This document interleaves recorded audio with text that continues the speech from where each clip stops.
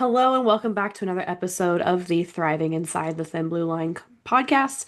My name is Monica Crawford, author of the book Thriving Inside the Thin Blue Line, which this podcast is based off of, and owner and coach inside of my coaching business, 50 Fierce and Fit. Today we have Kijuan Amey on the podcast. Quite a different perspective and different personality from some that I've had in the past, and so I'm really looking forward to this conversation. Kijuan, would you mind introducing yourself? Yes, hello, Monica. Appreciate you having me, even though we've had a couple of scheduling hiccups, but we're here now, and that's what really matters. As you heard, I'm Kijuan Amey. I'm actually from Durham, North Carolina, retired military, Air Force, I must say, veteran, and also now a keynote speaker, resilience coach, mentor, author, you name it, I'm doing it. Yes, I love the resilience coach. And I've also gotten into the keynote speaking space as well. So that's a newer world for me. I've been doing that for about 2 years now. So that's pretty cool. Yeah, it's fun to me. Awesome. Well, let's start this off the way I start every other episode. What does it mean to you to thrive inside of the thin blue line, which for you, actually military experience would tie very closely somewhat to law enforcement, which is my background. Um, what does it mean to you to thrive inside of your life and career right now? Personally, yes, being able to grow personally. But if I can grow personally while also helping someone else grow, man, that's thriving. Because I personally believe you have to help someone else. Each one teach one. It's an easy goal, it's an easy task. We all can say it, we all can do it as long as we're willing to. That's the key component to it. You have to have that willing heart to help someone else. And that's truly what I like kind of base my mantra off of, even when it comes to what I am now, being a resilience coach as well as a keynote speaker. I have a quote that says, I may have lost my sight, but I didn't lose my vision. And, eyesight to me is physical, but the vision aspect of it is mental. And my mental aspect of it was always to help others. And so that's how I look at it. Yeah, I love that perspective. Uh, this podcast in my book has three different credos that I tie things back into. And that first one is we rise by lifting others, but first we must lift ourselves. Yeah, absolutely. So how do you tie this personal growth and also helping others grow into your keynotes and your coaching? I'll start first by saying with military. Let me start there. Because I remember I heard you say law enforcement, you're law enforcement. So I'm gonna try to cross tie these two components here real quick. And with military, I used to be an instructor in the career field that I was in, and which was in-flight refueling. And that's where you refuel planes in midair.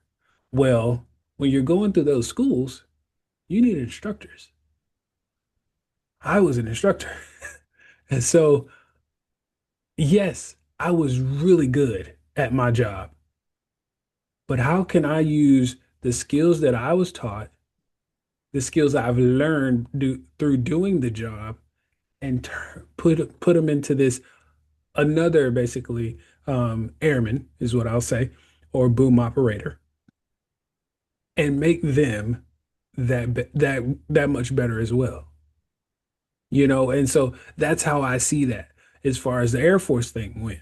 Now, when it comes to keynote speaking and resilience coach, oh man, if I can touch that stage and the say for example, because one of my most I guess you say most given speaking topics is will to overcome. If I touch that stage and I can leave you with my topic to the point where you can go say it or you can apply it to your life, I've done what I needed to do. Because we can all go hear a lecture, we can all go hear somebody speak. But if I come right out of that conference room or right out of that arena, wherever I am, and I'm like, what did I just hear? If I can't remember any of it, what did you learn? And so that's my whole mindset is to impact enough to the point where you're just like, man, this guy was so good. He was talking about this. He said that. He had an acronym. Man, it was so amazing. I really feel moved. And I do the same thing with resilience coaching as well as mentoring. Now, when it comes to mentoring, I want to be more personable and, allow myself to more so uh, connect to a point because I'm doing one-on-one stuff with that. I do it with coaching as well, but more so with the mentoring, I do one-on-one. So I want to be able to be like, hey man, how's your wife? Hey man, how are your kids? I want to be able to do stuff like that when it comes to mentoring. So I get really personable in that aspect. Yeah. That's badass. The Thank in-flight you. refueling. It's stuff that you're like, yeah, that happens, and I've seen that happen before, but it's like actually thinking about what goes on behind the scenes to make that happen. It's just like Oh, a bizarre thing that, like, of course, that's outside of my reality and my yeah. experience, but it's a cool topic of conversation, or at least just to go back to that time when you were doing those things. Yeah, we say that's where the magic happens. Literally, that's what we say. We've crowned that phrase. This is where the magic happens. So it's a beautiful thing, man. I personally, honestly, never in a million years would I when I first seen it, I was 18 when I saw the video that my recruiter showed me. I had no idea that was even real. No clue it existed. Thought he was finna do one of those, I'm gonna pull the sheet over your eyes, the wool over your eyes, or whatever you want to call it. And I was like, no, no, no, go ahead, get that out of my face. I don't want to see that. You're selling me a dream and it's not real. And he was like, no, seriously. Like, and I'm like, wait, what? How? And so I'm when I say I'm beyond happy that I chose that. Like I was so ecstatic that I chose that job because yes, it was hard, to go through school. It took me over a year to finish school for that job, with all the things I had to learn. But when I got into it, oh man, it was nothing like it. And then I had to go back to school for instructor school for another 2 months. It took me 2 more months to to go through instructor school. And when you think you know it all, no, you don't. So yeah. That's cool. What made you want to get into the military? You said you were 18 years old talking to a Mm. recruiter, so where did that come in? I didn't. I'll be honest. I didn't want to go to the military. I actually wanted to go to school, college after high school. I was wanting to go to school for either computer engineering or software engineering. And like I said, I was in Durham, North Carolina. So here in North Carolina, the two best schools for engineering, if you wanted to, cut costs on the in-state tuition, would be North Carolina State University or North Carolina Agricultural and Technical State University, which we shorten and say A&T, because that's a long way of saying North Carolina A&T. But I really wanted to go to school, and what happened was I had an admission hiccup. I called the school for, the week of when we were supposed to go to freshman orientation. You know how all that stuff, goes, and I'm looking to figure out where I need to go, where me and my mom was supposed to show up to, so that I'm not lost. Because I mean, there's going to be so many people on campus that day, and so I'm on the phone with the lady, and she's like, yeah, how can I help you?" And I tell her my name, what I'm looking for. She's like, "Hmm, yeah, I don't see your name." I was like, "I'm sorry. You know what? Let me spell it for you. Since I know I have a weird, or I'm not gonna say weird, uniquely spelled name." So I spelled it out for her, and still nothing. And I said, "You know what? Y'all don't know me. I don't know y'all. I was just gonna do it like that." I'm not one to sit around, man. I couldn't. I was done working the late night shift at Bojangles. I'm done with it. I've been doing that for 3 years. it's not gonna be good enough. Minimum wage ain't cutting it, and I definitely don't want to do the manager side of it because their shifts were worse than the military's. I'm like, no, I don't want no parts. And so um I hurry up and pivoted to military. Now, the other aspect of the military is I have a lot of military family. Six Navy, one Army, one Marine, one Coast Guard. I was the first Air Force. And I say first because my youngest brother is now serving now overseas. And so we, when it came to pivoting, they were like, man, just go into the military. They'll pay for your schooling. And I said, you know what? They sure will. I didn't have the money anyway. I'm like, go into tens of thousands, maybe even hundreds of thousands of dollars in debt, or let the military pay for it. I think I understand what I want to do right now. So that's how that came about. I didn't want it. Okay. Interesting. I like that you said that you pivoted into something different because you're like, well, this was an oops, but we're gonna go a different route at this point. Yeah. How do you feel like your experience within the military has shaped you or helped you get to where you are now? Oh man. It it definitely turned a young kid from Durham, North Carolina into the man you hear today. I tell you, that plus a lot of the experiences, because of the simple fact that they make you, and hear me clearly, they make you grow up. You're no longer with mommy and daddy anymore. You're no longer at home chilling with sister and brother and cousins and friends and all of that. No, no, no. It's time for you to meet some new brothers and sisters in arms. You know what I mean? And so I'm traveling across literally the nation for my schooling, going from Texas to Washington State to Oklahoma, back to North Carolina, back to Oklahoma. I'm just going all over the place. And then I finally got stationed in North Carolina. But that's not, of course, where I stayed because with my job being on an, literally attached to an airplane, basically. I'm all over the place again. I've seen four continents. There's when people talk about, what they see on TV, I'm like, I just kind of shake my head because I'm like, that's just what they want y'all to see. Y'all don't see these people that don't care nothing about what the military or the militants are doing in that nation. They don't want to be a part of that. They just can't escape it. It's literally people who come here, and I think about this guy I was in an Uber with. I think he was from Congo, and he was like, "Yeah, I mean, I love my homeland, but man, the things that are going on there, you never know until you hear it from somebody." You know what I mean? And I just heard a story the other day, man. It's so sad, where this guy was literally, taking money from families to send people stateside. He's like, yeah, you'll fly into New York and, I'll get you a passport and you'll have a job lined up. These people were flying from, I can't remember the country it was. I want to say it was Jamaica, but they were flying into Mexico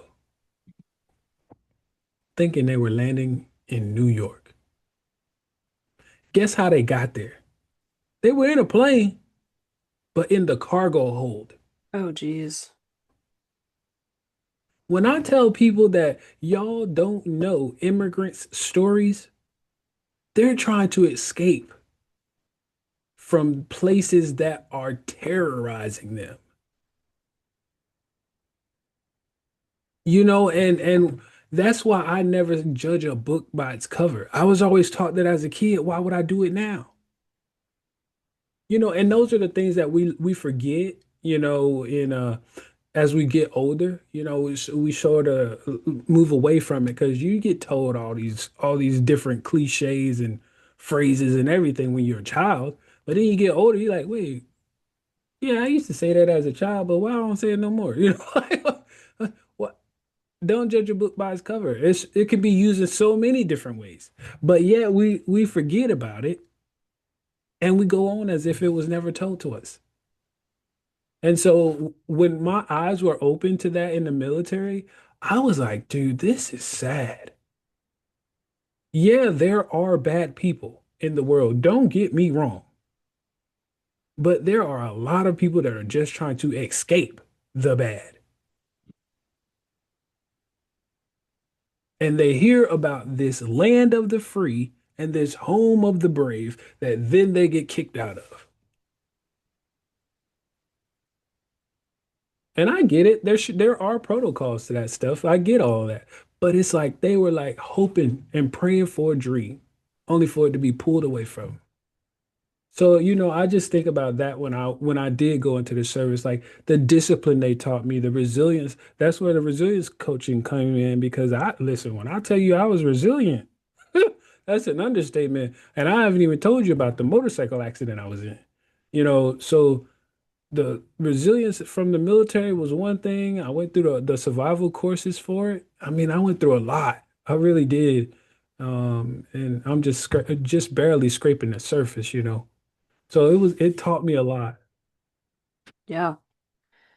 What do you think? Was there a certain time or incident that you feel like you really started to learn that resilience from something you experienced when you were still active military? No, I think my resilience started kicking in more so like when I had my motorcycle accident because when you're in, you just kind of keep going. Like that clock, you just want that clock to keep ticking. And as long as you're breathing, it is. And that's how we get so numb to stuff in the military. Man, listen, I I'm just glad I didn't go to like the Army or the Marines. And I joke about them all the time, but I'm literally glad I did not go because the way they brainwash them, it's like no other.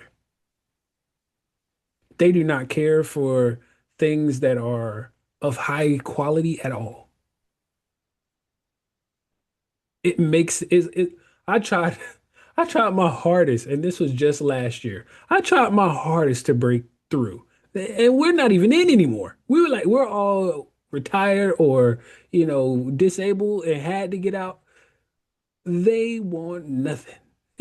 Even the hotel we were staying in was just like it was too much for them. They were like, look, it was like a little kid. You know how a little kid goes into like a toy store and they're just caught off guard by everything they're looking at, like, Yeah. like that's how they were. And I'm like, dude, y'all act like y'all have never been anywhere. Nah, man, when we go places, we just go either to a base, what do you call it? The base dorms or whatever you want to call it, the hotel, or we're flying straight into a jungle. And I'm like, that's crazy. I'm like, and I just couldn't understand. I said, so you tell me if y'all were flying on my plane and we flew to a base right before y'all got to y'all's, location, and we stayed off base in a really nice 5-star, maybe 4-star hotel, you tell me y'all wouldn't want to come with us? And they was like, no. I was like, what? Like, I said, even if we got y'all off base, y'all wouldn't want to come. No. I was like, yo, that that doesn't tell me that y'all are crazy. That tell me whoever put this in y'all head is crazy. Because that stuff comes from somewhere. It's derived from something. And that's the mindset that when I tell you they're resilient, I don't know, it might be resilient or something else. So that's just a little rant, but yeah. I gotcha. Okay, so you made it through the military. What was the next steps for you after retirement? Well, my retirement was forced on me. And it was due to the motorcycle accident. So my motorcycle accident, which was May 5th, 2017, I was actually medically retired almost 4 years. Wait. Yeah, no, it was 4 years after that. It was June 3rd, 2021. Yeah, 2021. And so May 5th, 2017, I was riding my motorcycle. I was in the Air Force Reserves at this time, and I had to work that night for the Air Force. Still doing the same job that I was doing on active duty. But I had to go in that weekend, and uh, I would be heading home to grab my stuff, to head to the base, and a Honda Accord, silver Honda Accord. And the only reason I know about this because I don't remember a thing. Only reason I know about this is because of the police report that was filed. And a Honda Accord pulls out in front of me. I'm doing 55 miles an hour. No, I'm not speeding. No, I'm not doing anything crazy. I am just riding down the road. And I'm sure I saw the car like, where he was before he pulled out in front of me, but I'm not thinking he's pulling out in front of me. I'm probably thinking I'm finna go past him and I'll keep on going. You know, Next thing I know, he's in front of me. And I'm like, what's happening? And then here I am waking up a month later in the hospital from a medically induced coma and after countless surgeries, to include losing my eyesight. You know, um, that, that's the biggest thing, the eyesight loss, but I also, have a traumatic brain injury, PTSD, spinal cord injury, which is medically infused with two rods and 12 screws. Broke both of my legs to unscrew the femur, which is the largest and the hardest bone in your body to break. But I had a compound fracture of that bone. So that means it was out the backside. And broke the shin bone on my left leg, so the tibia, that's a metal rod. Fractured the fibula on my right leg, and I have a metal screw inserted in my right foot. Oh, and my right foot is bigger than the left now. So my left foot is a size 10, which is what it was before the accident. And my right foot is an 11 wide. Fun times. Wow. That's definitely an interrupter in what was in place in your life at the time. Tell me about it. Um, so how that was like essentially day zero of that happened as far as your recovery and kind of life moving forward. So tell me a little bit about how that's impacted you and how it's gotten you to where you are today. Well, the man that was so gut-wrenching. Uh, I'm sure the way it sounded, it kind of just changed the whole tempo. It did. That's exactly what it did for me. Like when I tell you I was moving, I guess you could say to the beat of my own drum. And I'm not trying to have a cliche of what's behind me, I saw that drum set back there. I noticed that. but that is the first thing that comes to mind because I've been playing drums since I was 7, man. I love them. I love the drums. That's my heartbeat, literally. And so not to say that I was marching to the beat of my own drum, but kind of basically that's really what I was doing, military, Air Force Reserves. Uh, I was going to school full time, get my degree. Just not to say that I have a degree. Actually, I wanted it so I could become a pilot. I wanted to fly the plane that I was on, and to also fly commercially. I wanted to become a commercial pilot too, because we have a lot of people in the military that do both. When you're like a reserve or guardsman, but that plus I was the CEO of my own business, doing all three at the same time. Man, I thought I was on high alert, baby. I was up here. And just I don't I really don't know how else to put it other than to say I was living life on my own terms. And for all of it to come to literally a screeching halt, literally a screeching halt, and for me to wake up in the hospital not knowing where I was. No clue. Had no clue. I literally thought I was waking up in my bed from a very restful, peaceful sleep, by the way. That's what I thought I was waking up from. Didn't know I was waking up from anesthesia. That's really what it was. Me waking up coming out of a slow drip of anesthesia. Um, but it really just reset everything. Uh, only for me to eventually get back on track with, hey, I got to pick back up the pace some way, somehow. It was going to have to start with a slow walk, almost a crawl, but I just made myself walk. Because I did have to learn how to walk again with everything I broke. Um, had to learn how to talk again because I had broke my jaw as well. So when you hear me do all that little stuttering and things of that nature, that's why.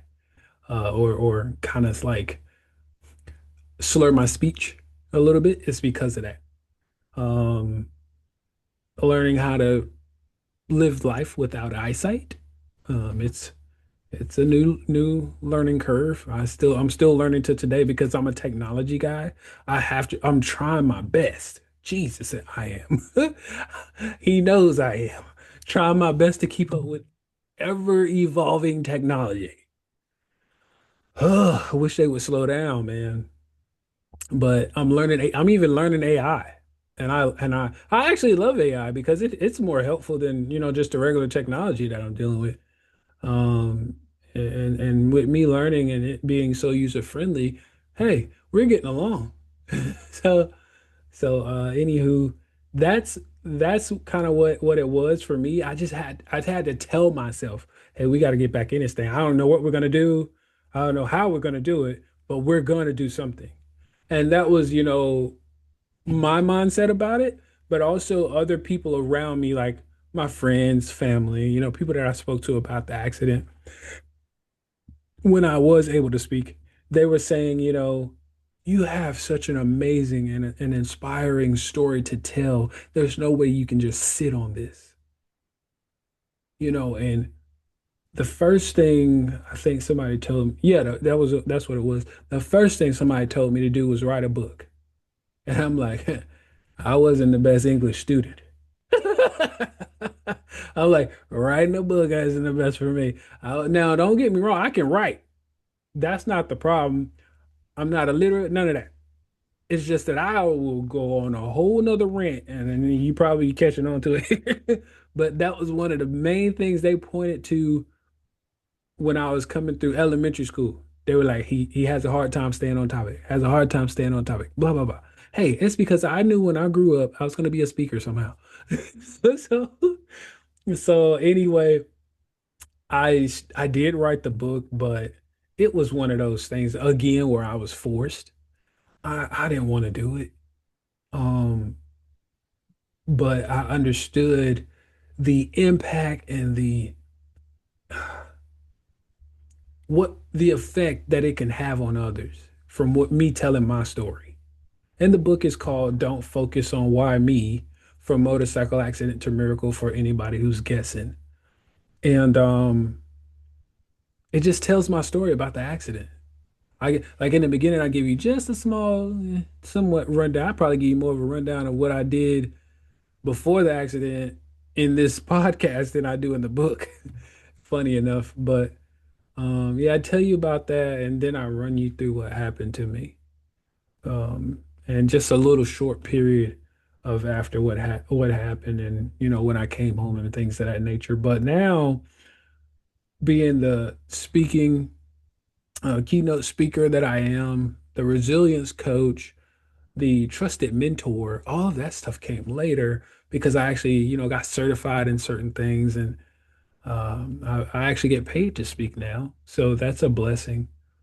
Um, and I just love what I'm doing because I know what it's doing for others because it's doing something for me. So that's how I view it. Yeah. You said you were a business owner before, or I guess at the time of the crash. Tell me a little bit about what that was as far as your entrepreneurial journey before and then how it's evolved after the crash. Yeah, yeah, yeah. Well, it was short-lived, the first business anyway. was short-lived because I started it that same exact year of the accident. And so, luckily, it was at the beginning of the year, so it was in January, January 3rd of 2017. I'm good with dates. I don't know why, uh, but it was called Kiwi Enterprise. That's actually my nickname.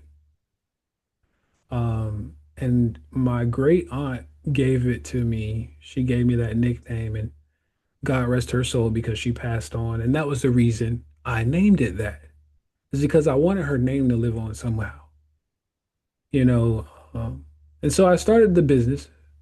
The business I did, or the services, shall I say, that I offered were website design and management.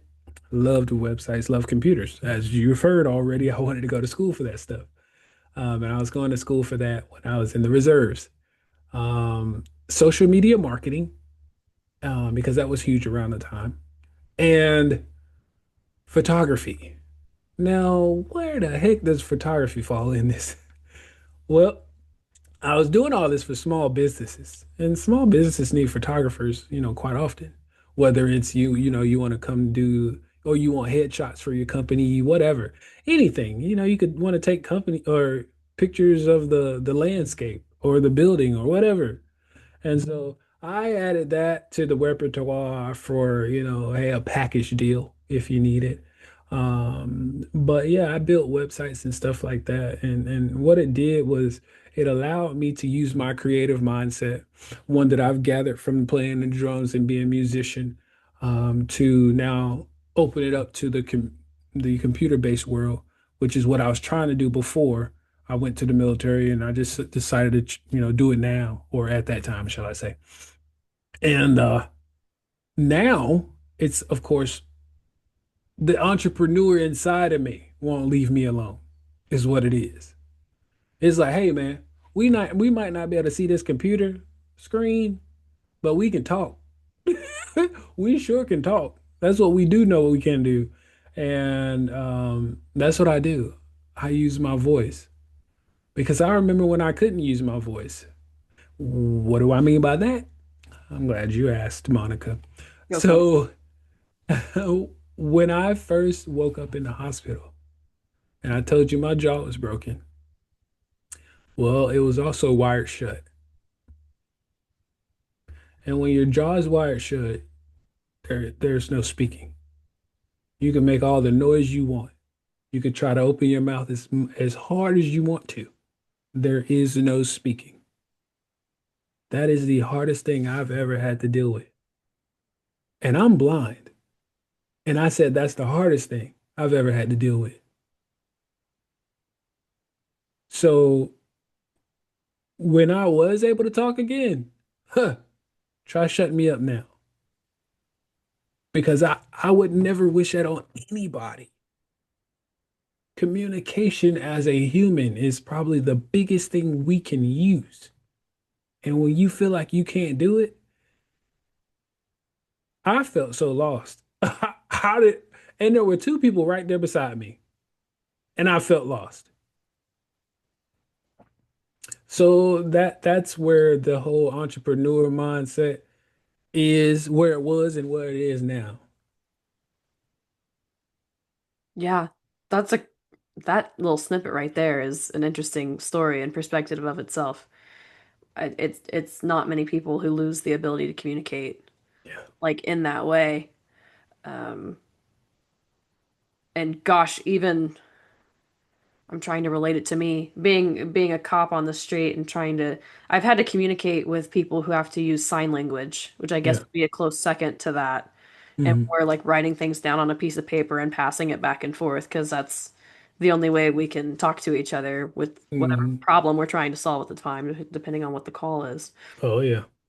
So it definitely complicates, I wouldn't say complicates, it adds a challenge, Yeah. but for sure. All right, so you're a big bad business owner. You've been doing this for a while, which is really cool despite the challenges that you've been through. Um, you said one of the things in your keynotes that you key in on is the will to overcome. I would love to learn a little bit more of what that means and how you convey that to an audience. The beautiful will to overcome. First and foremost, like I told you, you have to have that. That's where it starts. I can talk to you, preach it to you, man, whatever you want to call it, all day long.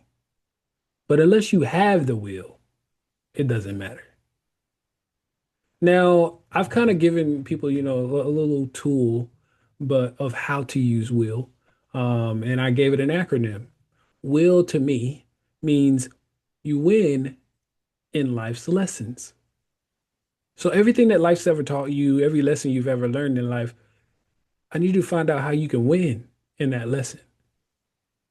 And so we win in life's lessons in order to overcome adversity, hardship, whatever the thing is, whichever hardship it is. It could be financial, it could be family, relationships, it could be whatever you're thinking of. Anytime you feel like it could be job related, that's a hardship too, you know. Um, and when you find that there is some kind of lesson that you can learn from this, find the lesson because that's what we're trying to figure out, but find the win in it because that's the key. So that's usually what I talk about, and that's just a quick overview of it, a glimpse into it, shall I say. Yeah. So when you take that idea and you apply it to being a coach or a mentor, what does that process look like for the person you're helping them to work through a hardship like that? Well, yeah, kind of the same thing I just mentioned. The first thing is identifying it. We gotta identify what the problem is first. If you don't know what it is, I can't figure nothing out for you. You know, we're just throwing, as they say, throwing noodles at the wall, hoping they'll stick. And so as soon as we identify, all right, time to set up a plan of attack. I'm kind of going back to my military roots, but you know how it is. Yeah. We got to set up a plan of attack.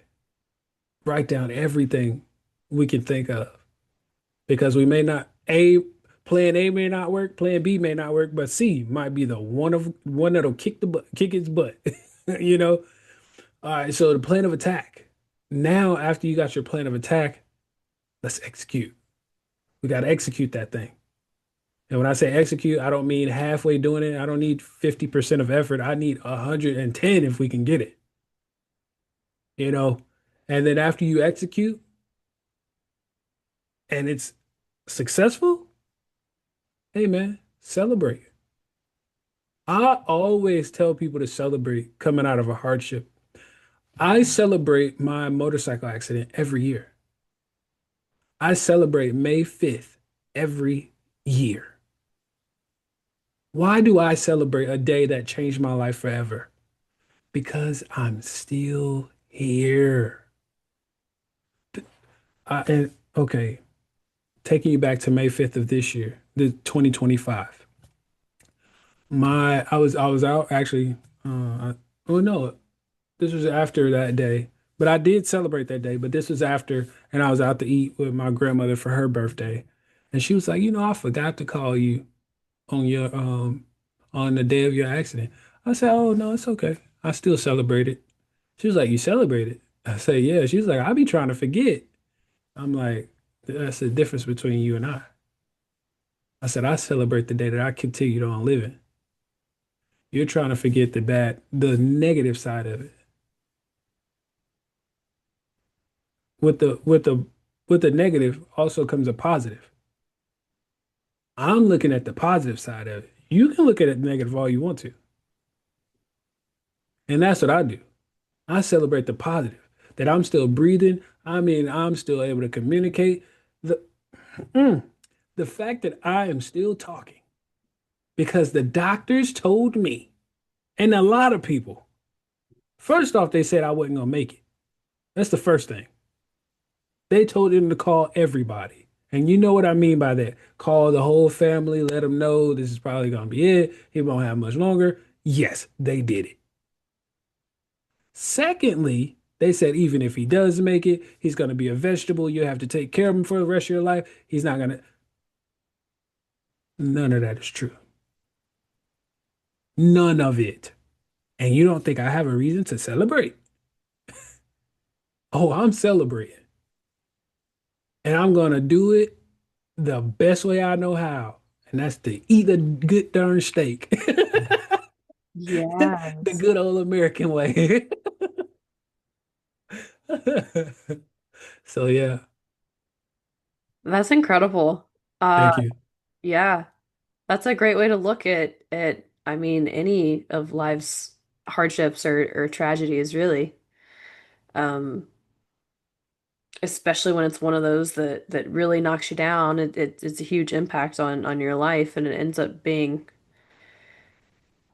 basically it's like turning pain into purpose, essentially. Yep, that's Um, it. I've seen it in many different stories. I've seen it in overcoming like near death from domestic violence.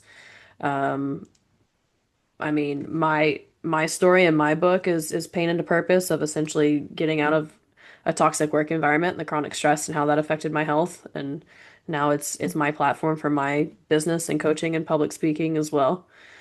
So, I mean, celebrating life in that way is a great way to look at it because I can imagine that your healing journey from all of the injuries that you sustained, both mental and physical, has not been easy. Oh no. Oh no. Listen, when I tell people this all the time, I was it what's today? Yeah, yeah, I was at the gym yesterday and I'm finishing up my workout. Yeah, this was the actual last workout or exercise that I was doing. The exact last one. And so I'm sitting there thinking to myself, man, I hurt.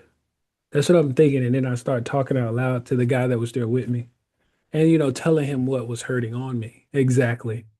And I said, why would I keep pushing myself through that pain, um, knowing I can just come back on another day and work out when that pain that I was going through could potentially keep me out of the gym for months, possibly. I said, if I wouldn't do that in one of my coaching sessions, why would I do that to myself? See, sometimes we get so caught up in our own way that we forget what we coach other people on. And I had to do that to myself yesterday at the gym. I said, hold on. I wouldn't even make somebody that I'm coaching do that. Why am I doing it to myself? And I said, you know what? This is going to be the last exercise I do. And I'm going to go home and I'm going to live to fight another day. And as I'm talking, I noticed there was a guy beside us and he was listening in. And he never said anything. But the reason I know he was listening in is because the guy that I was with was like, that guy was just looking at you and just smiling. Because he was like, what you're saying is so true, basically. He was just looking at you and taking in the uh the wisdom. And I was like, dude, sometimes you just gotta sit back and be like, this is not what I need to be doing to myself. We gotta get out of uh what I like to do is give it that so we're sometimes we're too stuck in the first person view that we need to take a step back and get the third person. Yes. Because that third person view will show you that, wow, this looks kind of stupid. Like, like it's real, it's which is so simple, but and you just so caught up in the moment, you're not focusing on it or trying to get through something. Like that's what I was doing. I was just trying to get through with it. Hey, I'm at the gym for this much longer. If I just push through it, I'll be fine. And then I was like, but why would I do that? And I'm glad I can have these conversations with myself because some people can't. Um, and so the fact that I was able to even have that dialogue, internal, dialogue, and I was like, why would I do that to myself though? You know what? No, I'm not gonna do that. So I'm literally sitting over there doing all this, like shaking my head, and I'm not saying a word, but I'm doing all the motions and gestures as in my head, and I'm sure people are like, "Is he okay?" And so I don't know. I just have my little moments at the gym, and different places too, but that's just one of them that I can bring up. Yeah. Oh, I mean, that takes self-awareness and like an ego check though, right? Because especially Yeah. if you're used to being athletic and you've been an athlete for some period of time, it's always, I got to push through this. I got to push through this. And it's, Yep. especially when you're younger, it's never your choice. It's because coach is making me, or I got to do it Hmm. for the team, or all this Or other even stuff. parents. Or parents, that's another good one too. And you finally get to the point where it's like, if this hurts, why am I still making myself hurt? Right. Exactly. Exactly. And now, it's fun. I'm glad you mentioned that because I am an athlete. And so that's what I grew up doing. I grew up playing sports. I've been doing sports since I was 5. So it was always some coach, some parent, older sibling, like, oh, come on, man. If I could do it, you could do, stuff like that. And that right there, that mindset, since I've been adopting that mindset for so long, it was still trying to override. And I'm like, but I'm grown and I can do what I want. And I was just like, come on, man. We don't have to do that. What am I doing it for? Oh, I'm doing it for myself? Well, then stop for yourself, Yeah. because otherwise you hurt yourself. And so, yeah, that's how it went. Yeah, absolutely. I figured you had to have been a lifetime athlete Yeah. to be in the gym, especially post all of the injuries that you've been through, because that would be something incredibly hard to start, especially Oh, after a yeah. major incident like that. So I figured Man. you were going back to some old habits and hobbies at that point, but Be going back to the gym. before the accident, I was so I did play football. I was playing flag football on a contact flag team, so 5-man contact flag football team. Um, and then I also played semi-professional football. I was a strong safety for my team. We had the number one defense in the league. And when I tell you sports are me, whether it's talking about them, playing them, I don't care. Listening to them, I'm all over it. It's especially football. Especially football. Yeah. Now basketball, but you get me going on some daggone football. I'm sorry. I will tell you to your teeth that, and I'm not the one. Okay, I won't argue. I will argue if you're wrong. If you're just, uh, I'm trying to get to the point where I'm just like, okay, you're just stupid, but it's hard when I know that sport so well, and even now I'm still keeping up with it consistently, not just like, oh, every blue moon I'll check in. No, I'm looking for information on that stuff daily, Yeah. and I can't see a thing. I am looking for information just to come out, hoping. And so, yeah, no, yeah, I was definitely an athlete. Oh, a quick story for how dedicated I was in being an athlete. Reserve Air Force. We were I was in England. In the middle of my semi-pro football season, I was in England for 2 weeks. And I told the team, I said, "Hey guys, I'm gonna be gone." Whoa, man, come on, man, you in the middle of the sea, come on, man. I said, "Hey, hey, hey, I got work to do." You know, there's a commitment that needs to be done, fulfilled, and so I go to England for 2 weeks. Well, we fly back on a Saturday, which is the day we have football games. Well, on this said day, we just happened to have a home football game. I flew back from England that the early morning over there, which is, earlier than what it is here in the US. We flew back early in the morning. Took off like 7 or 8 in the morning over there. Flew back this way, basically traveling backwards in time, in a sense. We get here. I'm on the East Coast, so that's the closest, at least the closest thing I could be on.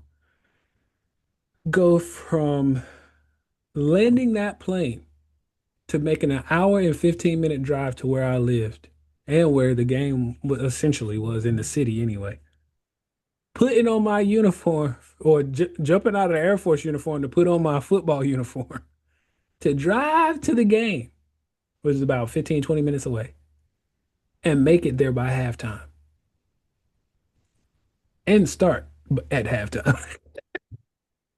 And they looked at me. They said, "What are you doing here?" And I was like, "Well, don't we have a game today?" And they're already in the game. I'm just being sarcastic. I'm like, why y'all ask me why I'm here? We're playing, right? Like, I said, as a wise person once said to me, don't ask a question you don't want to know the answer to. All right. Yeah, But that's yes, I crazy. made it by halftime. You're running on fumes. I was actually wired because I took a nap on the plane. Like, I'm good to go. I'm gonna crash after this, but I I'm gonna am be ready to fine go. now. That was like a 6.5 hour flight. Oh, I got me a nap in. Yeah.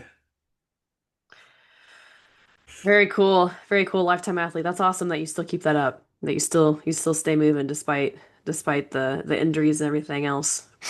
Yeah, as they say, if you don't use it, you lose it. That's true. Mhm. Absolutely.